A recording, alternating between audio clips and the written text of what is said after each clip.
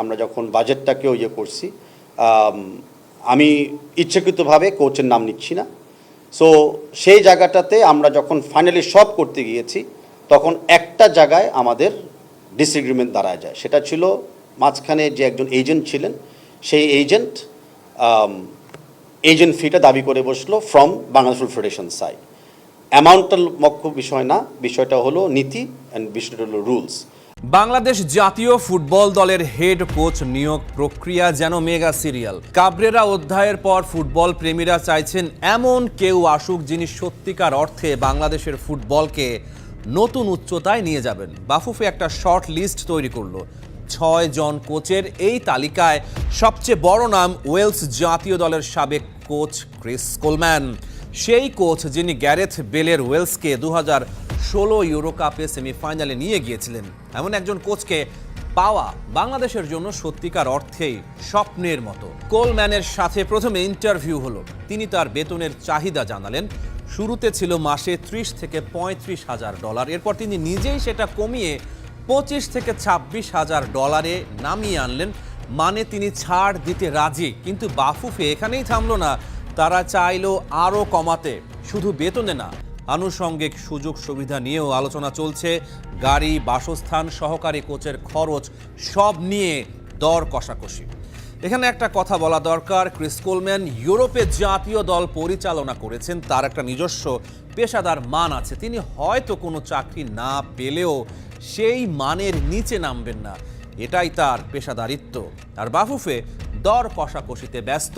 এই মনোভাব নিয়ে আন্তর্জাতিক মানের কোচ আনা কি সম্ভব? রোজারিও মিকেলের ঘটনা ভুলে গেলে চলবে না।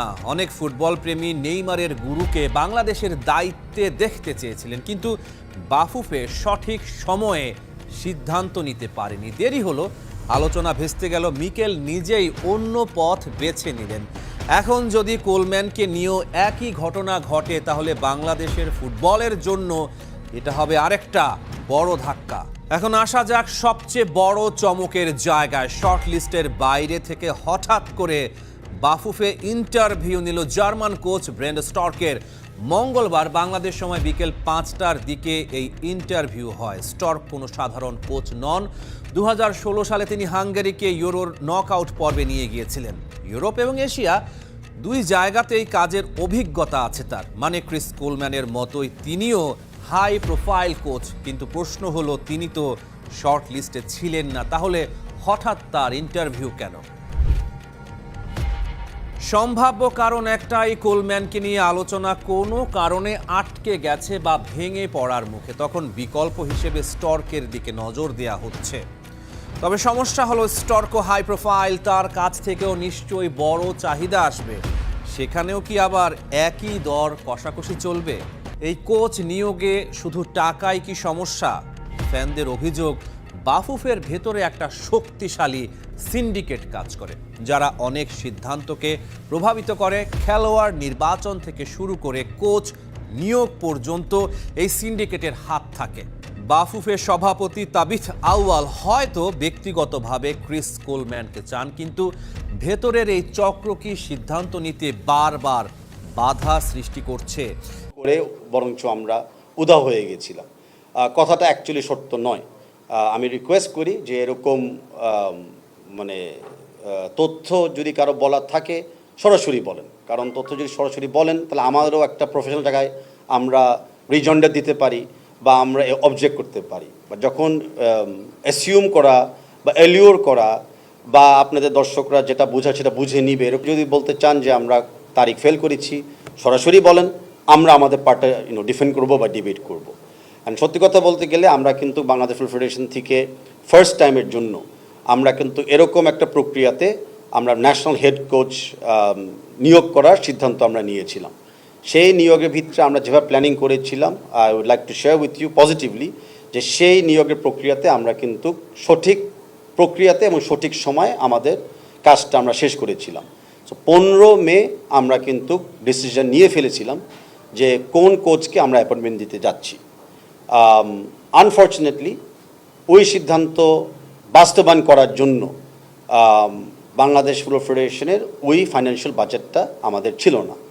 তো সেই সিদ্ধান্ত বাস্তবায়ন করার জন্য আমরা আমাদের মাননীয় ক্রীড়া প্রতিমন্ত্রী আমিনুল হক সাহেবের সাথে বৈঠক করি, ওনাকে অ্যাপ্রোচ করি, লিখিতভাবে আমরা কিন্তু মিনিস্ট্রি অফ স্পোর্টস থেকে আমরা একটু সহযোগিতা চেয়েছিলাম। অ্যান্ড আমি প্রাউডলি শেয়ার করতে পারি যে আমাদের ক্রীড়া প্রতিমন্ত্রী তাৎক্ষণিকভাবে কিন্তু একটা পজিটিভ সিদ্ধান্ত নিয়েছিল, অ্যান্ড উনি বাংলাদেশ ফুটবল ফেডারেশনের জন্য একটা মান্থলি এক্সট্রা ফান্ড রেডি করে দিয়ে ছিল যেটা কোচের স্যালারির জন্য যাবে। তো সেই প্রক্রিয়াটা যখন আমরা শেষ করি, আমরা আমাদের চূড়ান্ত এগ্রিমেন্টের দিকে আমরা চলে যাই। সো এইগুলা কিন্তু ডিসিশনের পরের কাজ, এইসব জিনিস কিন্তু ডিসিশনের আগের কাজ না। ডিসিশন আমরা কিন্তু 15 মে নিয়েছিলাম। আর তো বাকি কাজগুলো যখন আমরা করতে যাচ্ছি, আমরা যখন বাজেটটাকেও করছি, আমি ইচ্ছাকৃতভাবে কোচের নাম নিচ্ছি না। সো সেই জায়গাটাতে আমরা যখন ফাইনালি সব করতে গিয়েছি, তখন একটা জায়গায় আমাদের ডিসএগ্রিমেন্ট দাঁড়ায় যায়। সেটা ছিল মাঝখানে যে একজন এজেন্ট ছিলেন, সেই এজেন্ট ফিটা দাবি করে বসলো from Bangladesh football federation side. অ্যামাউন্টটা মুখ্য বিষয় না, বিষয়টা হলো নীতি অ্যান্ড বিষয়টা হলো rules. Bangladesh football federation, at least আমি ব্যক্তিগতভাবে অতীতেও কোচ নিয়োগে জড়িত ছিলাম। আমাদের ফেডারেশনেও আমরা অনেক রিসেন্টলি শর্ট টার্ম কোচকেও আমরা অ্যাপয়েন্ট করেছিলাম। কোনো জায়গায় কিন্তু আমরা অন্য কারো এজেন্ট ফি, উকিলের ফি বা রিপ্রেজেন্টেটিভ কোনো খরচ আমরা কখনো দিই নাই। অ্যান্ড আমরা নীতিগত সিদ্ধান্ততে আছি, আমরা এরকম কোনো কোয়েশ্চেনেবল প্রক্রিয়াতে আমরা যাব না। তাই আমরা 100% মানে স্ট্রিক্ট ছিলাম যে আমরা কিন্তু অন্যদের রিপ্রেজেন্টেটিভের ফান্ড আমরা দিব না, এটা জাস্ট সামথিং আমরা করব না। সো ডিসপাইট আমাদের বাজেট রেডি ছিল, ডিসপাইট আমাদের এগ্রিমেন্ট চূড়ান্ত জায়গায় চলে গিয়েছিল, সেই এজেন্ট আমাদেরকে জানিয়েছে যে তারা তাহলে এই প্রক্রিয়াতে আর এগ্রিমেন্ট চূড়ান্ত করতে চাচ্ছে না। তো সেই জায়গায় আমাদের ওই যাত্রাটা শেষ হয়ে গিয়েছিল। এখন প্রশ্ন উঠতে পারে যে এজেন্ট ফিটা আপনারা দিবেন না কেন? ওয়েল, দ্য রিজন ইজ যে এজেন্ট ফি নিয়ে এর আগে কোনো কথা হয় নাই।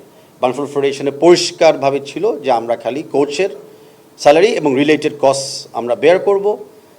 এর আগে এটা নিয়ে কোনো কথা হয় নাই। ফাইনাল রাউন্ডে যখন আমাদেরকে বলা হয়েছে, আর আমি রিফার করি ফিফারও একটা কিন্তু এজেন্টস গাইডলাইন্স আছে। ফিফার এজেন্ট গাইডলাইন্স সেকশন 34-এ ক্লিয়ারলি লেখা আছে যে যার যে এজেন্ট বা যার যে উকিল, সে ওদের পেমেন্ট করবে। এটা হলো ট্রান্সপ্যারেন্ট আর এটা হলো একটা লিগাল ম্যাটার। তাই আমরা যথাযথভাবে চেষ্টা করতেছি ট্রান্সপ্যারেন্ট থাকতে অ্যান্ড মানে কমপ্লায়েন্ট থাকতে। অ্যান্ড আপনারা জানেন যে জাস্ট গত বছরে আমরা কিন্তু ফিফার ফাইন্যান্সিয়াল রেস্ট্রিকশন থেকে উঠে বেরোয় এসেছি, বিকজ আমরা ট্রান্সপ্যারেন্ট, বিকজ আমরা কমপ্লায়েন্ট। তো সেই জায়গা থেকে আনফর্চুনেটলি আমরা আর নড়তে পারি নাই। সো সেই যাত্রাটা সেখানেই শেষ হয়ে যায়। এখন আমাদের প্রক্রিয়া চলছে যে আরেকজন কোচের সাথে ফাইনাল করার জন্য।